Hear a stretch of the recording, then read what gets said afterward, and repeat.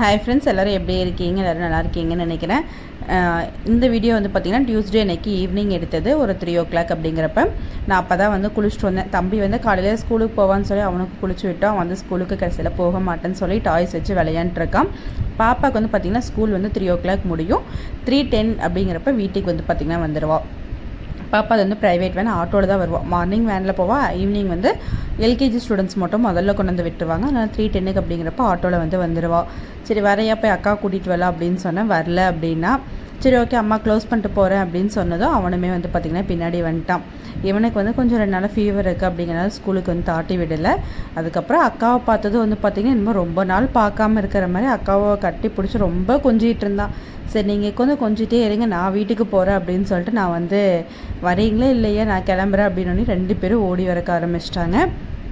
நீ தான் முதல், நான் தான் முதல்ல அப்படின்னு சொல்லிட்டு பாப்பா வந்து முதல்ல ஓடிட்டு இருந்தா. தம்பி வந்து அவனுக்கு எப்படி ஓட தெரியுமோ அது மாதிரி ஓடிட்டு இருந்தான்.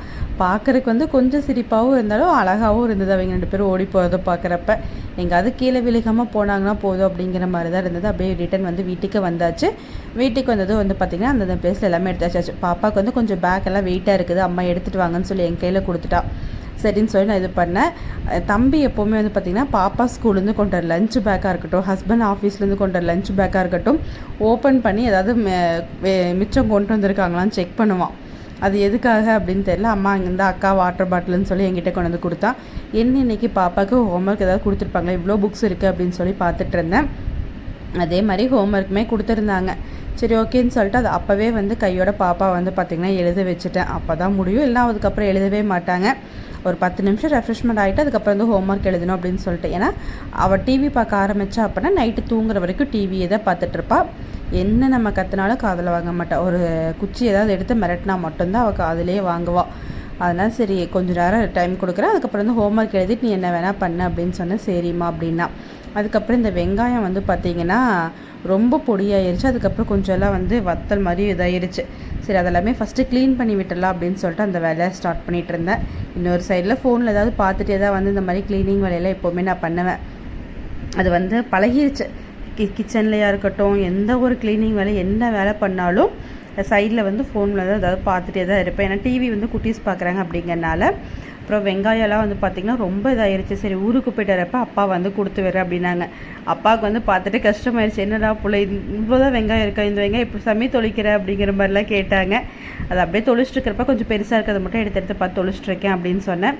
சரி ஊருக்கு வந்தீங்கன்னா அம்மா நான் கொடுத்து விட்றேன், எல்லாம் கிள்ளி எடுத்து வச்சிட்றேன் அப்படின்னு சொன்னாங்க. சரி ஓகே நம்ம ஊருக்கு போயிட்டு வரப்போ வெங்காயம் புதுசு வந்துடும், அதனால் இந்த வெங்காயத்தை கொஞ்சம் க்ளீன் பண்ணி எடுத்து வச்சுக்கலாம், நல்லது மட்டும் இது அப்படியே போட்டு வேஸ்ட் பண்ண வேண்டாம் அப்படின்னு சொல்லிட்டு இதை வந்து க்ளீன் பண்ணிகிட்டு இருந்தேன்.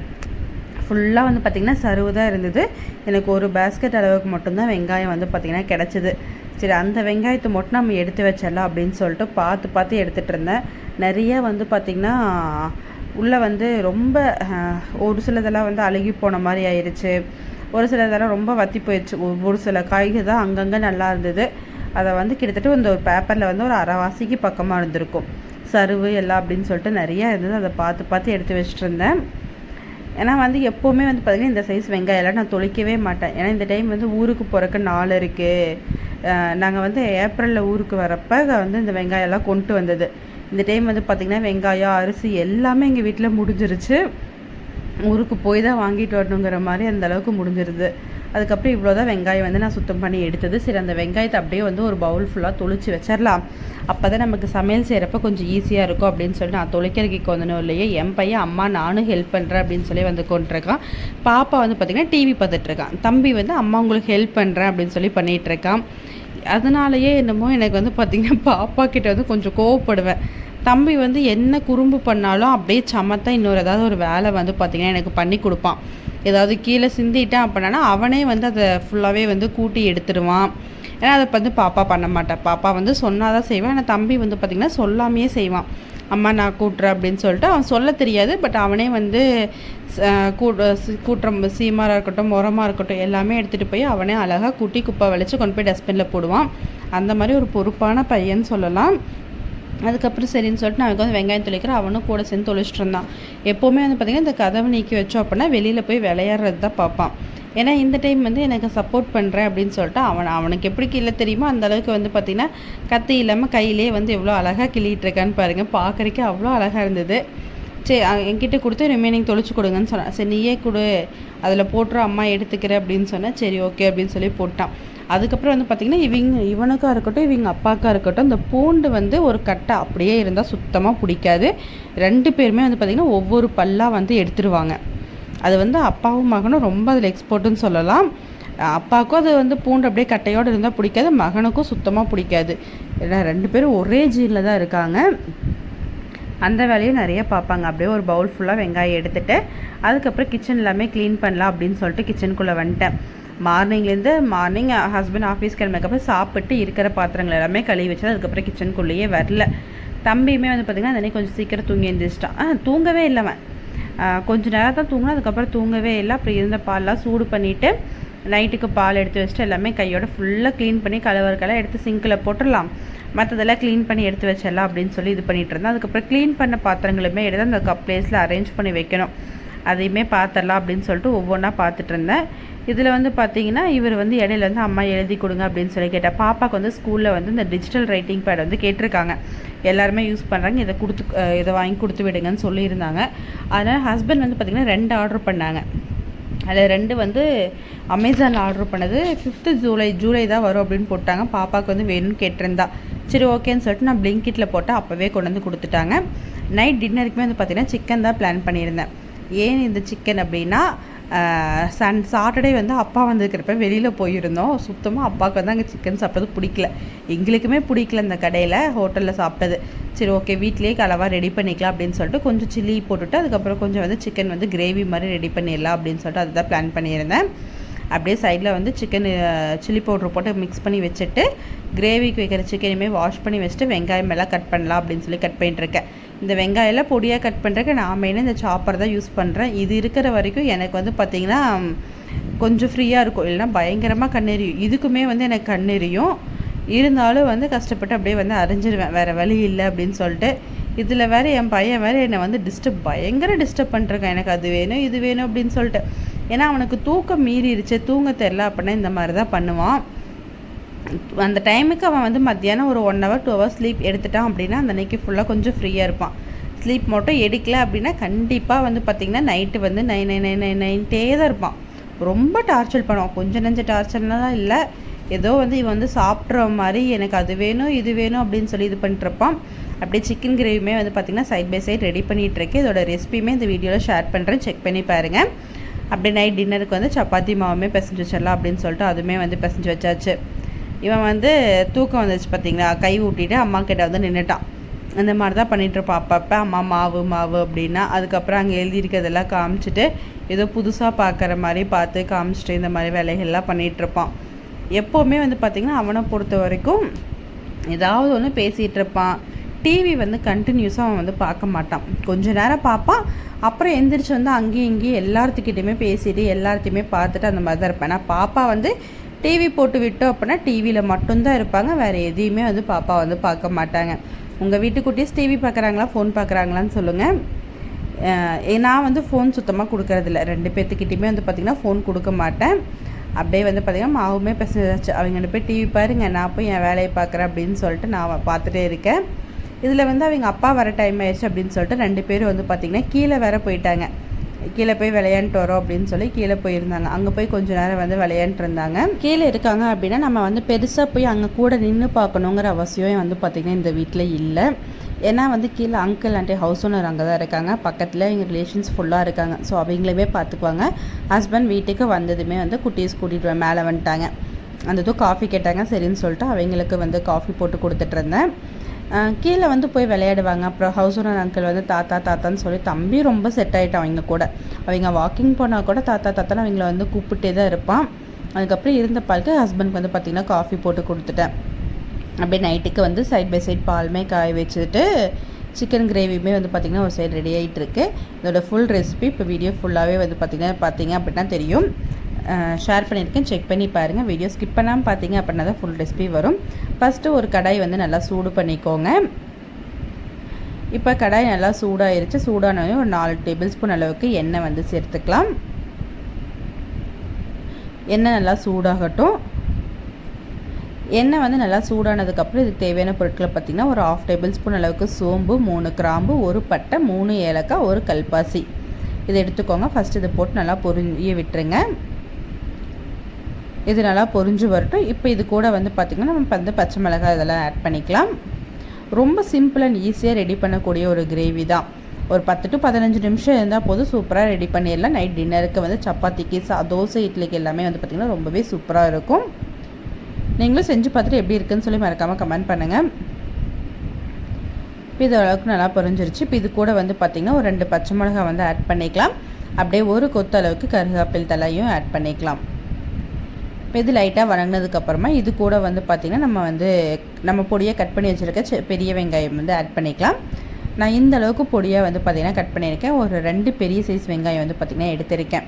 நீங்கள் வந்து சின்ன சைஸ் இருந்தது அப்படின்னா 3 வெங்காயம் கூட எடுத்துக்கோங்க. இது எல்லாமே மெஷர்மெண்ட் வந்து பார்த்திங்கன்னா ஒரு 3/4 கிலோ அளவுக்கு சிக்கனுக்கு தான ரெசிபி தான் இது. இப்போ இந்த வெங்காயம் வந்து பார்த்திங்கன்னா நல்லா வணங்கணும், ஒரு கோல்டன் ப்ரௌன் கலரில் வரணும். அதுக்காக கொஞ்சமாக நம்ம உப்பு வந்து ஆட் பண்ணிக்கலாம். உப்பு சேர்த்து வணங்குறப்ப வெங்காயம் வந்து பார்த்திங்கன்னா சீக்கிரமாகவே வணங்கிடும். அதுக்காக தான் நம்ம வந்து உப்பை வந்து ஆட் பண்ணுறோம். இப்போ அப்படியே விட்டுருங்க, நல்லா வணங்கிட்டு இருக்கட்டும். அப்பப்போ மிக்ஸ் பண்ணி விடுங்க, அடி பிடிச்சிடாமல் இருக்கட்டும்.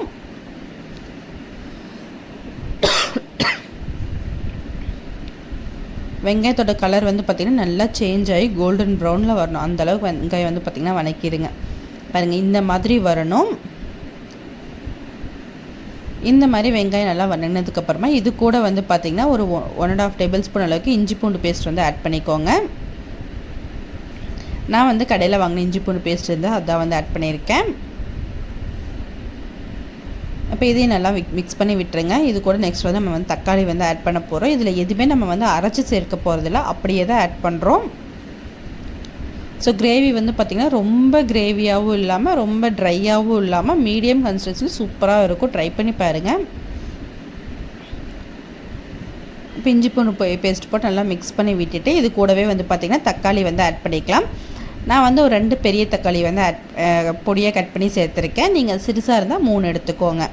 இந்த மாதிரி கட் பண்ணிக்கோங்க. அப்போ தான் தக்காளி வந்து கொஞ்சம் நல்லா சீக்கிரமாகவே வணங்கிடும். இப்போ தக்காளி சேர்த்துட்டு நல்லா மிக்ஸ் பண்ணி விட்டுருங்க. நல்ல பழுத்த தக்காளியாக இருந்துச்சு அப்படின்னா கொஞ்சம் சீக்கிரமாகவே வணங்கிடும். முடிஞ்ச வரைக்கும் பழுத்த தக்காளி சேர்த்துக்கோங்க, அப்போ தான் வந்து நல்லாயிருக்கும், சீக்கிரமாக வணங்கிடும். கொஞ்சம் பச்சையாக இருக்கிற மாதிரி தக்காளி போட்டோம் அப்படின்னா வணங்குறதுக்கும் லேட் ஆகும். அதோட பச்சை வாசங்கள் போகிறதுக்குமே வந்து பார்த்திங்கன்னா கொஞ்சம் லேட் ஆகும். நம்ம இதில் ஆல்ரெடி வெங்காயத்துக்கு உப்பு போட்டிருக்கோம் அப்படிங்கிறனால உப்பு எதுவும் போட வேண்டாம். இந்த தக்காளி நல்லா வணங்க விட்டுருங்க. இந்த மாதிரி நல்லா வணங்கி வரணும். இப்போ இது கூட நம்ம வந்து பார்த்திங்கன்னா நம்ம வந்து சிக்கன் வந்து ஆட் பண்ணிக்கலாம். தக்காளி நல்லா மசிச்சு விட்டுட்டு இப்போ இது கூட நம்ம சிக்கன் வந்து ஆட் பண்ணிக்கலாம். நான் வந்து மீடியம் சைஸ் பீசஸ் தான் போட்டிருக்கேன், ரொம்ப பெரிய பீஸ் போடல. ஒரே ஒரு லெக் பீஸ், அதுக்கப்புறம் வந்து பார்த்திங்கன்னா எல்லா பீஸுமே மீடியம் சைஸில் தான் போட்டிருக்கேன். இப்போ இதை வந்து நல்லா மிக்ஸ் பண்ணி விட்டுட்டு இது வந்து மூடி வச்சுக்கலாம். மூடி வச்சோம் அப்படின்னா தண்ணி வந்து பார்த்திங்கன்னா பிரிஞ்சு வரும். ஸோ அதனால் நம்ம இந்த தண்ணியெல்லாம் எதுவுமே ஆட் பண்ண வேண்டாம், அப்படியே வந்து பார்த்திங்கன்னா மூடி வச்சுருங்க. அவ்வளோதான், வேறு எதுவுமே நம்ம இதில் பண்ண போகிறதில்ல. ஃபைனலாக கொஞ்சம் தண்ணியெல்லாம் விட்டு வந்ததுக்கப்புறம் நம்ம பொடி ஐட்டம்ஸ் எல்லாம் ஆட் பண்ணிக்கலாம். இப்போ இது கூட மஞ்சத்தூள் மட்டும் போட்டு இது பண்ணி வச்சிடலாம். ஒரு 10 நிமிஷம் கழிச்சு பார்த்திங்க அப்படின்னா தண்ணி வந்து ஓரளவுக்கு விட்டு வந்திருக்கும். பாருங்கள் எவ்வளோ தண்ணி வந்து விட்டு வந்திருக்கு அப்படின்னு சொல்லிட்டு. இப்போ மஞ்சத்தூள் கொஞ்சம் போட்டு நல்லா மிக்ஸ் பண்ணி விட்டுருங்க.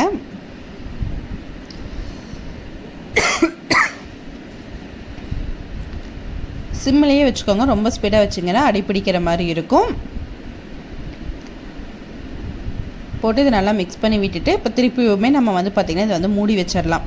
இன்னுமே நல்லா தண்ணி வந்து பார்த்திங்கன்னா விட்டு வரும். அந்தளவுக்கு நம்ம வந்து பார்த்திங்கன்னா இதை இது பண்ணிவிட்டு மூடி வச்சுட்டோம்.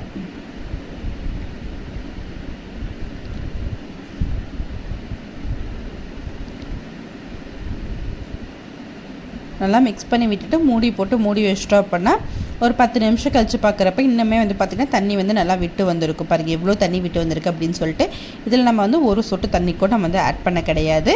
இப்போ ஃபுல்லாகவே சிக்கன் வந்து தண்ணி வந்து விட்டு வந்தது தான். இப்போ இந்த டைமில் வந்து பார்த்திங்கன்னா நம்ம பொடி ஐட்டம்ஸ் எல்லாமே இது கூட சேர்த்துக்கலாம். என்னென்ன பொடி ஐட்டம்ஸ் சேர்க்குறேன் அப்படின்னு சொல்லி பார்க்கலாம். ரொம்பவே சிம்பிளாக வீட்டில் இருக்கிற பொடி தான் ஆட் பண்ண போகிறோம். வேறு எந்த பொடியுமே நம்ம வந்து இதில் எக்ஸ்ட்ரா ஆட் பண்ண போகிறது கிடையாது. ஃபஸ்ட்டு வந்து பார்த்திங்கன்னா நம்ம வந்து ஒரு 1/2 டேபிள் ஸ்பூன் அளவுக்கு மிளகாய்த்தூள் வந்து ஆட் பண்ணிக்கலாம். தனி மிளகாய்த்தூள் நம்ம ஆல்ரெடி பச்சை மிளகாய் போட்டிருக்கோம் அப்படிங்கிறனால இது வந்து காரம் வந்து கொஞ்சம் கம்மியாக சேர்த்துக்கலாம். இது கூட காஷ்மீர் மிளகாய்த்தூள் கலருக்காக வந்து பார்த்திங்கன்னா 1 டேபிள் ஸ்பூன் அளவுக்கு ஆட் பண்ணியிருக்கேன். அதுக்கப்புறம் மல்லித்தூள். எல்லா ரெசிபி செஞ்சோம் அப்படின்னா கண்டிப்பாக மல்லித்தூள் வந்து பார்த்திங்கன்னா அவசியம் அப்படிங்கிற மாதிரி இருக்குது. ஸோ மல்லித்தூள் வந்து 1 டேபிள் ஸ்பூன் அளவுக்கு போட்டுக்கலாம். போட்டு இது எல்லாமே நல்லா மிக்ஸ் பண்ணி விட்டுருங்க. இது எல்லாமே நல்லா மிக்ஸ் பண்ணி விட்டுட்டு அதுக்கப்புறமா இது கூட வந்து கொஞ்சம் தண்ணி வந்து ஊற்றி வேக வச்சுக்கலாம். இப்போவே வந்து பார்த்திங்கன்னா சிக்கன் வந்து பாதி வெந்திருக்கும். ஸோ இன்னும் நம்ம கொஞ்சம் தண்ணி ஊற்றி வேக வைக்கிறப்ப சிக்கன் வந்து பார்த்திங்கன்னா சூப்பராக வெந்துடும். பார்க்குறதுக்கே பாருங்கள் கலர் எவ்வளோ சூப்பராக இருக்குது அப்படின்னு சொல்லிட்டு. நம்ம கடையில் போய் என்ன தான் வந்து அந்த கிரேவி இந்த கிரேவின்னு வாங்கி சாப்பிட்டாலும் நமக்கு அந்த திருப்தி கிடைக்காது. வீட்டிலையே செஞ்சு சாப்பிட்றப்ப நல்லாயிருக்கும் அப்படிங்கிற மாதிரி இருக்குது எனக்கு இப்போது. ஏன்னா இவ்வளோ நாளாக அதெல்லாம் தெரியல. இப்போ வந்து பார்த்திங்கன்னா லாஸ்ட் டைம் நான் ஹோட்டலுக்கு போனதுக்கப்புறம் எனக்கு அந்த மாதிரி தோணுது. அந்த பொடியில் இருக்கிற பச்சை வாசம் போகிற வரைக்கும் நல்லா வணக்கிட்டு அதை லைட்டாக ஒரு பிளேட் வச்சு மூடிக்கிது வச்சுருங்க. ஒரு 5 நிமிஷம் இந்த மாதிரி வணங்கட்டும். அதுக்கப்புறம் நமக்கு வேணுங்கிற அளவு தண்ணி விட்டுடலாம். நமக்கு தேவையான அளவுக்கு தண்ணி ஊற்றிக்கலாம். உங்களுக்கு ரொம்ப குழம்பு மாதிரி வேணும் அப்படின்னா அதுக்கேற்ற மாதிரி தண்ணி ஊற்றிக்கோங்க. நான் வந்து கொஞ்சம் கிரேவியாட்டே வேணும் அப்படிங்கிறனால 3/4 கிலோ சிக்கன் அப்படிங்கன்னா கொஞ்சம் கிரேவியாக இருக்கட்டும், சிக்கன் பீஸ் நிறைய இருக்கிற மாதிரி இருக்கட்டும் அப்படின்னு சொல்லிட்டு கொஞ்சமாக தான் வந்து தண்ணி வந்து ஆட் பண்ணியிருக்கேன். ஒரு 100 to 200 ml வாட்டர் தான் வந்து நான் வந்து ஆட் பண்ணியிருக்கேன். இப்போ இது வந்து நம்மளாம் மூடி போட்டு வச்சிட்டோம் அப்படின்னா நல்லா கொதிச்சு வரட்டும்.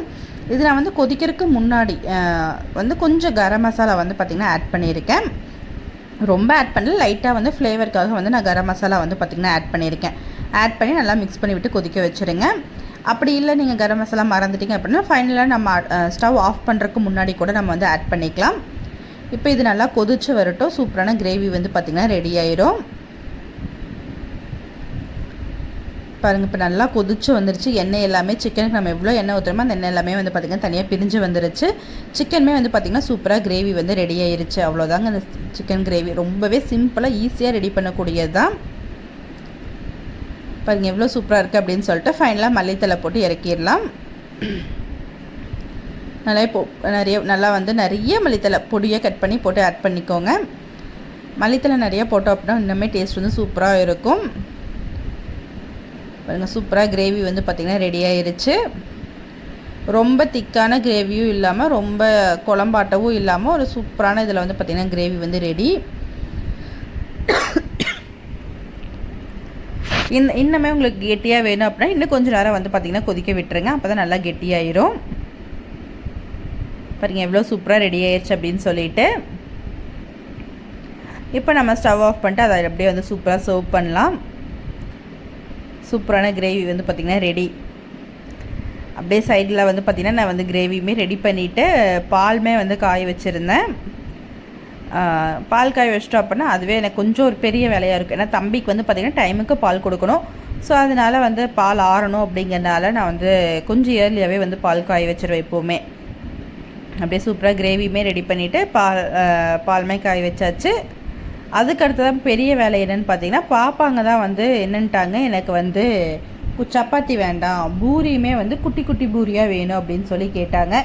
சரி ஓகே அப்படின்னு சொல்லிட்டு மாவெல்லாம் பிசைஞ்சு வச்சுருந்தோம். கொஞ்சம் நேரம் ஆகட்டும் அப்புறமா இது பண்ணிக்கலான்னு சொல்லிட்டு அடுத்த நாள் காலையிலத்துக்காக இப்போவே வந்து பார்த்திங்கன்னா காய்கறி எல்லாமே கட் பண்ண ஸ்டார்ட் பண்ணிட்டேன்.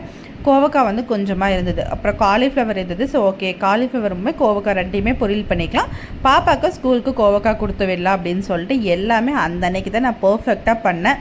பட் அவங்க ஸ்கூலில் பயங்கர சொதப்பல் பண்ணி விட்டாங்க. அடுத்த நாள் ஸ்கூல் லீவு அப்படின்ட்டாங்க. 3 days பாப்பாவுக்கு லீவ் அப்படின்னு சொல்லிட்டாங்க. இந்த லீவை முதலையே சொல்லியிருந்தீங்கன்னா நான் கிளம்பி எங்கள் அப்பா கூட ஊருக்கு போயிருப்பேனே அப்படிங்கிற மாதிரிலாம் இருந்தது. அடுத்த நாள் காலையில் வரைக்கும் வந்து மெசேஜ் பண்ணல, யூத் ஃபெஸ்டிவல் போகுது அப்படின்னு சொன்னாங்க. ஏன்னா ஸ்கூலுக்கு வரக்கூடாது அப்படிங்கிறது வந்து அவங்க மென்ஷனே பண்ணல. ஸ்கூலுக்கு கேஜிஸ்க்கு லீவு அப்படின்னு சொல்லி அவங்க வந்து சொல்லவே இல்லை. அதை சொல்லியிருந்தாங்கன்னா எனக்கு வந்து தெரிஞ்சிருக்காது. மேபி இந்த ஸ்கூல் புதுசு அப்படிங்கிற எனக்குமே எப்படி கேட்கணும்னு தெரியல. மலையாள ஸ்கூல் அப்படிங்கிற எனக்குமே கரெக்டாக எப்படி கேட்கணும்னு தெரியல. நான் நைட்டே வந்து பார்த்திங்கன்னா கோவக்காய் அரிஞ்சு வச்சுருந்தேன். முக்கால்வாசி அரிஞ்சு வச்சதுக்கப்புறம் என்னோடய ஹஸ்பண்ட் வந்து இவ்வளோதான் அரிஞ்சிருக்கிறியா கூட நான் அரிஞ்சு கொடுக்குறேன் அப்படின்னு சொல்லிட்டு அவங்க வந்து ஸ்பீடாக வந்து அரிஞ்சு கொடுத்துட்டு இருந்தாங்க. அவங்க கொஞ்சம் அரிஞ்சு கொடுத்துட்டு அதுக்கப்புறம் வந்து காலிஃப்ளவருமே கட் பண்ணி கொடுத்தாங்க.